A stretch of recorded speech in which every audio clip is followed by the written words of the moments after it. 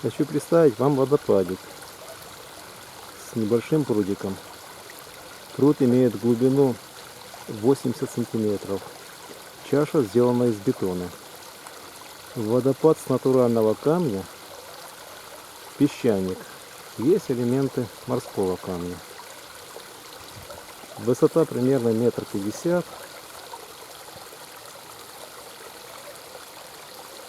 м. Сделан в течение 2 недель.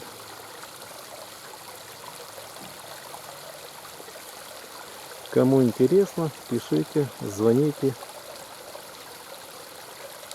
Дам любые консультации.